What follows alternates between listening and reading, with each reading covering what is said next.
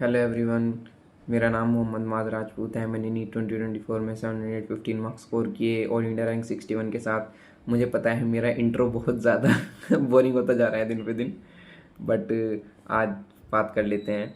एक मतलब 6 महीने रह रहे हैं, थोड़ा सा रियलिटी को भी फेस कर लेते हैं कि लास्ट के 6 मंथ में कैसा करना चाहिए अपनी नीट की प्रिपरेशन को। तो as all of you know कि अब नीट की प्रिपरेशन के लिए सिर्फ 6 मंथ बचे हैं। तो अगर देखा जाए तो ये एक्चुअल में 6 मंथ है भी नहीं, बिकॉज एक नीट एक ऐसा एग्ज़ाम है जिसमें आपको बहुत ज़्यादा रिवीजन की ज़रूरत होती है। सो इफ़ अगर आप 6 महीने के अंदर सिर्फ सिलेबस ही कंप्लीट करेंगे तो आप रिवीजन कब करेंगे। So basically you have 4 months, ना कि 6 मंथ। अगर आप इसे 6 मंथ की तरह देखेंगे तो आपको बहुत ज़्यादा टाइम लगेगा, आपका ब्रेन उसी स्टेट में चला जाएगा और आप धीरे धीरे अपने सिलेबस को कंप्लीट करेंगे। इसे 4 महीने मान के चलिए जिसमें आपको अपना सिलेबस कंप्लीट करना है और टेस्ट भी देने हैं और रिवीजन तो बहुत बार करना है। सो पॉसिबिलिटी क्या है, व्हाट इज़ पॉसिबल। देखो, अब सबके AITS के रिज़ल्ट आ चुके हैं। मैक्सिमम जितने भी इंस्टीट्यूट थे उन्होंने सबने अपने टेस्ट ले चुके हैं, ऑल इंडिया टेस्ट। सो मेरा जो PW का फर्स्ट AITS था उसमें मेरे 588 मार्क्स आए थे और लास्ट एग्ज़ाम में फाइनल डे मेरे 715 मार्क्स आए। तो उसके हिसाब से अगर मैं देखूं कि इस साल की कट ऑफ कुछ 660 के अराउंड गई थी जनरल कैटेगरी के लिए, तो अगर आपके अभी मतलब मेरे 715 में से माइनस कर देते हैं तो वही आ जाता है 660 के आसपास। तो आपके अगर अभी 538 के आसपास आ रहे हैं तो definitely you can go for a medical college in 2025, because 665 तक पहुंचना ईजी है अगर आप ईमानदारी से मेहनत करें तो रियलिटी क्या है, अभी आपको रियलिटी को एक्सेप्ट करना पड़ेगा कि आपने टाइम को वेस्ट कर दिया, काफ़ी सारा टाइम वेस्ट कर दिया, आपने अच्छे से रिवीजन नहीं किया और आप अपनी प्रिपरेशन में अब तक इनकन्सिस्टेंट रहे। तो आपको ये सारी चीज़ों को एक्सेप्ट करना है, बिकॉज जब तक आपको रियलाइजेशन नहीं होगा कि आपने क्या मिस्टेक कर दी है तब तक आप उस पर वर्क ही नहीं कर पाएंगे। तो अब आपको क्या करना है, जो आपने मिस्टेक की थी अब उन्हें नहीं करनी। सिंपल सी बात है, अब तुम्हें रिवीजन करना है, कंसिस्टेंट रहना है और ज़्यादा से ज़्यादा से अपने टाइम को सेव करने की कोशिश करनी है। तो आप अपना मैक्सिमम टाइम कैसे बचा सकते हैं। देखो, मैं ये नहीं कहूँगा कि आपने अगर अभी तक प्रिपरेशन स्टार्ट नहीं की है तो आप 650 तक पहुँच जाएंगे। मैंने क्या कहा, कुछ 500 के आसपास आपका स्कोर होना चाहिए ताकि आप उस स्कोर 665 के आसपास तक जा सकें अपने एग्ज़ाम टाइम तक।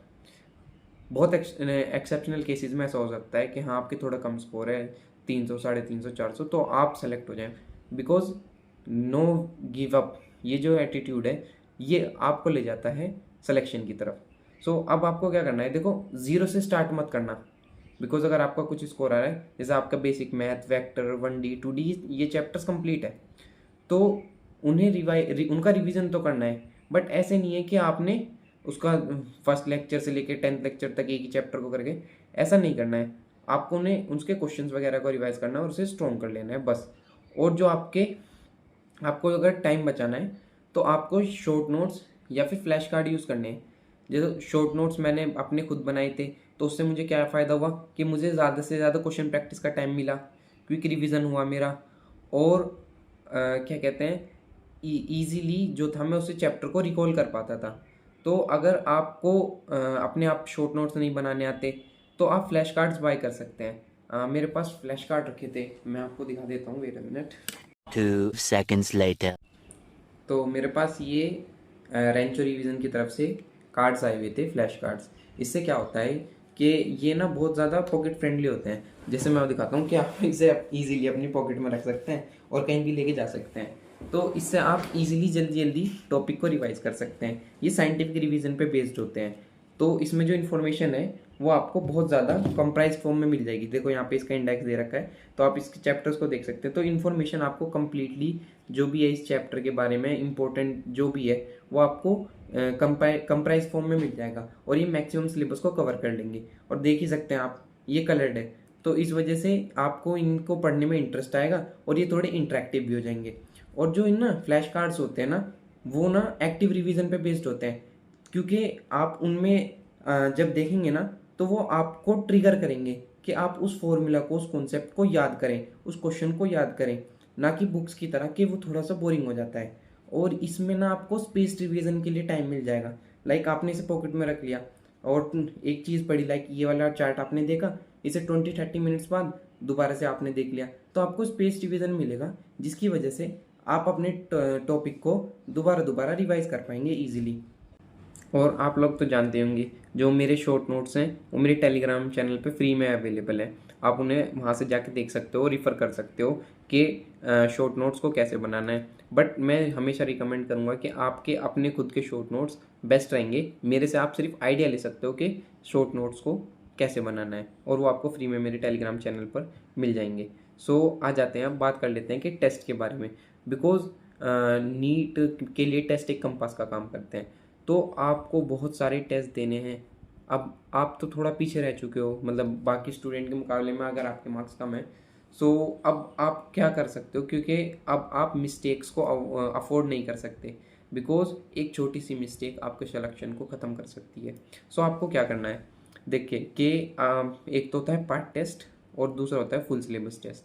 तो पार्ट टेस्ट और फुल सिलेबस टेस्ट में जो पार्ट टेस्ट हैं मैं उन पे ज़्यादा फोकस करता हूँ, उन्हें ज़्यादा इम्पोर्टेंस देता हूँ। बिकॉज कि ये है ना आपकी सिली मिस्टेक्स को या फिर छोटी छोटी मिस्टेक को प्रिवेंट कर देते हैं, और वो ना पाइल अप नहीं होती, अगर वरना मिस्टेक्स का एक पहाड़ हो जाता है जो कि आपको बहुत ज़्यादा मतलब डिप्रेस्ड कर देता है कि यार मेरे तो इस चैप्टर में भी मिस्टेक है, इस चैप्टर में भी वीक है। तो पार्ट टेस्ट आपके उन सारे टॉपिक्स पे फोकस करता है, जिसकी वजह से आप अपनी छोटी छोटी मिस्टेक्स को अवॉइड कर सकते हैं। और फुल सिलेबस टेस्ट क्या फ़ायदा होता है कि ये आपको एग्जाम पैटर्न को जानने में मदद करेगा। बिकॉज कि कौन सा टॉपिक इंपॉर्टेंट है, कौन सा कॉन्सेप्ट इंपॉर्टेंट है, वो आपको फुल सिलेबस टेस्ट के थ्रू ही पता चलेगा। बिकॉज सारे चैप्टर में से जो भी इंपॉर्टेंट या फिर रिपीटेड क्वेश्चंस होते हैं, ज़्यादातर इंस्टीट्यूट उन क्वेश्चंस को अपने फुल सिलेबस टेस्ट में डालती हैं। बट हाँ, इससे आपको अपनी सिली मिस्टेक्स का और स्मॉल मिस्टेक्स का पता नहीं चल पाएगा। उसके लिए आपको हमेशा पार्ट टेस्ट पे जाना पड़ेगा। तो आपको अभी क्या करना है, आपको जनवरी फरवरी तक काफ़ी सारे पार्ट टेस्ट देने हैं, कुछ 11th के, कुछ 12th के, कुछ कंप्लीट 11th के, कुछ कंप्लीट 12th के, एंड देन फाइनली आपको 11th प्लस 12th का फुल सिलेबस टेस्ट देने हैं। कम से कम 6-7 टेस्ट तो आपको फुल सिलेबस देने हैं। एंड देन अगर मैं बात करूँ लेक्चर की, तो लेक्चर आपको कैसे देखने लेक्चर आपको अब कैसे देखने हैं कि आप वन शॉट भी देख सकते हैं, डिटेल भी देख सकते हैं। देखो टाइम तो कम है, बट पता नहीं मेरा हमेशा से ही ऐसा लीन रहा हूँ मैं कि हमेशा डिटेल लेक्चर की तरफ।